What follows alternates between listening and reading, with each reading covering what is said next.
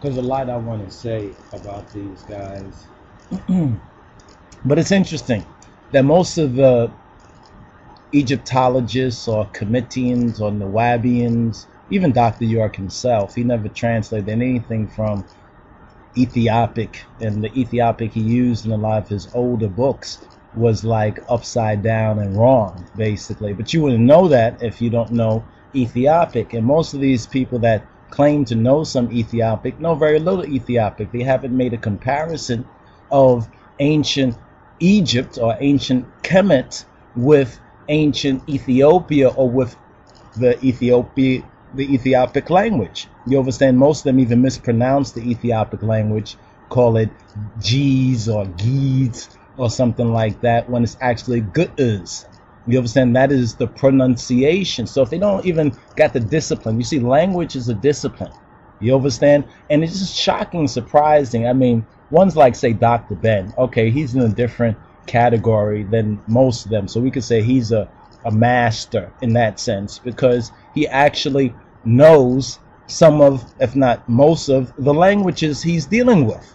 But then you have all these other Johnny-come-latelys who are running around saying, you know, like even Brother Ray Higgins, and we like the work he's doing, but unfortunately most people are jumping to conclusions and they haven't really checked the facts. In other words, go beyond the European, what the Europeans have written in their books and have disseminated, like even Wallace Budge, for example. Wallace Budge, he even had some knowledge of the KeGibS language to even translate. He had some knowledge of the Comitian language to even translate. So most of the research that people are working on, they're not working on it from first-hand sources.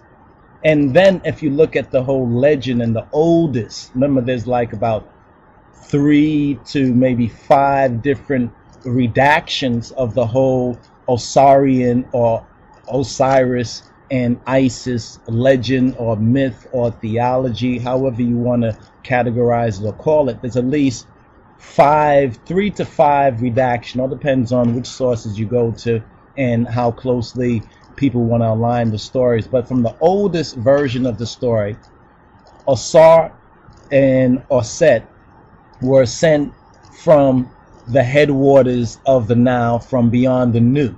So the Nu would be, geographically speaking, ancient Ethiopia or Kush. You understand? And the ancient name of Ethiopia was Tobia. Dr. York never made that connection. You understand? He never made the connection with Tobia and the Hebrew, what it means in Hebrew or what it means in Ethiopic. So most of these guys and gals and everybody running around talking about Egypt and everything are just working with regurgitated, you understand, information. You understand? And are drawing certain conclusions about the Bible based on their flimsy knowledge of even the Western Bible or other people's research about the errors found in the Western Bible. So they'll say, well, your Bible, book of fables, so forth and so on. Well, I guess if you're limited to the King James Version and the other European versions, and you haven't gone to where Osar and Oset came from, you understand, which was obviously Ethiopia beyond where Egypt is today, geographically speaking, then you really don't know what you're talking about. So what I would like for y'all to do is to give me something a little more factual that can compare with the truth. You understand? In other words, something a little deeper than what you're regurgitating. One person says, okay, the Nicene Council and Chalcedonian Council and what who's this guy Constantine did and so forth and so on. All that is later history. Then they'll jump all the way back to ancient Egypt, but they never go to the source of Osiris and Oset. And it's obvious that the source of Osiris on the Oset is actually ancient Ethiopia. You understand? And it's very interesting because if they did explore the KeGibS, if they did explore the Ethiopic, they'll find that most of the Egyptian names, you understand, are etymologically speaking based in Ethiopic. You understand? Or in GIS, not G's or G's or whatever like that. First of all, language is a discipline.